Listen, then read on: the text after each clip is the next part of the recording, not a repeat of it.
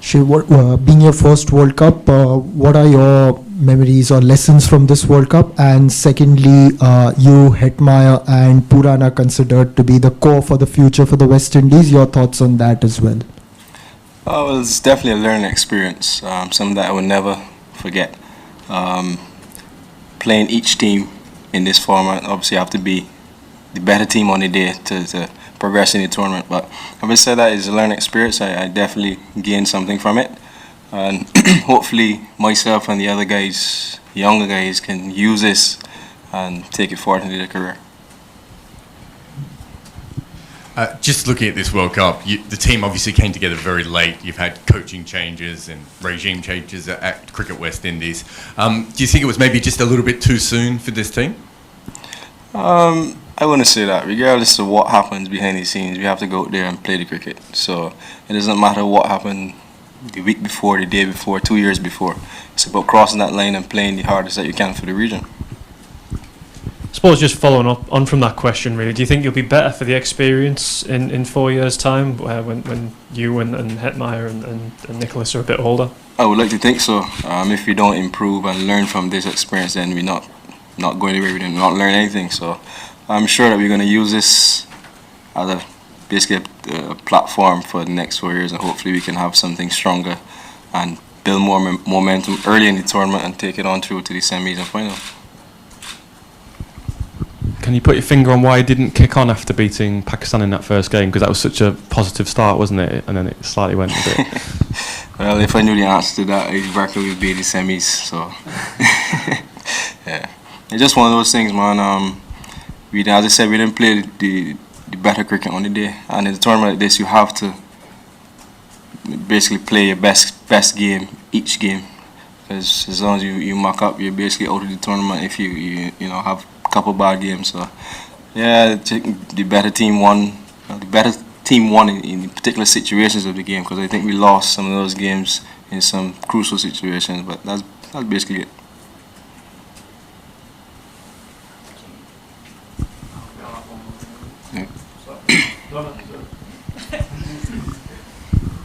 Just obviously, just a question about batting here. What is it about this place that gets your juices flowing?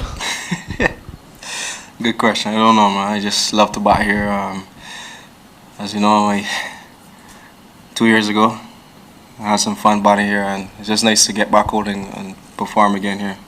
I'm not sure what it is. Don't know if it's the wicket, if it's the atmosphere, whatever the case may be, but I'm just happy to bat here.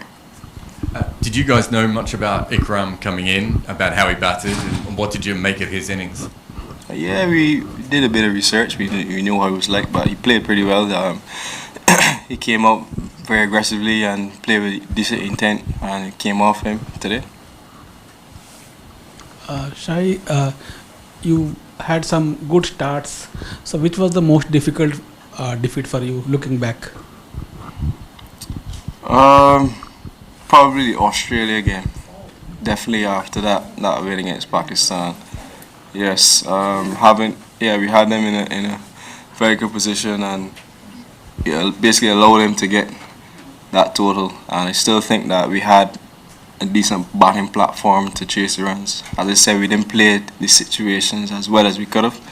I thought that we let the game get away from us sometimes, and that cost us. New Zealand? Yeah, same thing. We had them in a spot of water as well, and once again we allowed them to. They're quality players as well. You can't take that away from them. It's just that in a situation like that, if you have a team down and out, you have to really grind them to the end. A week back or so, Chris Gayle said that you're one of the possible future captains for West Indies. So, do you think on those lines? Have you started thinking on those lines in the sense that taking over from a leadership point of view, are you actively involved, or in your mind do you think on those lines? I just try to contribute as best as I can to West Indies cricket. If that's a particular role I have to take, then I'll try to do it to the best of my ability. As I say, I try to put my hand up whenever I can, whether it's on the field or off the field. So, yeah. Shai, what will you miss most about Chris when he eventually retires? It's too much, man. I'll be here for too long. But is it off the field, on the field? You'll mostly, if you could pick one thing that you miss most. Probably sunglasses. Yeah, man. There's too many things that you could pick from Chris. He's just one of those guys that I'm sure the entire world will miss him when he goes. So it's gonna be a sad day for cricket. Shai, on Chris, is the dressing room very emotional right now because this is his first, his last game in the World Cup? So, are you guys did you guys give him a sort of a farewell or something? Not just yet. Still pretty cheerful and happy in the dressing room. I don't think we're gonna cry about it, but I think that we have a lot to cherish. I know he's one of the better players in world cricket, and we're just happy to have him on our team. So I'm sure the guys will do something for him, and I hope he appreciates it. Shai, just a follow up on the first few questions.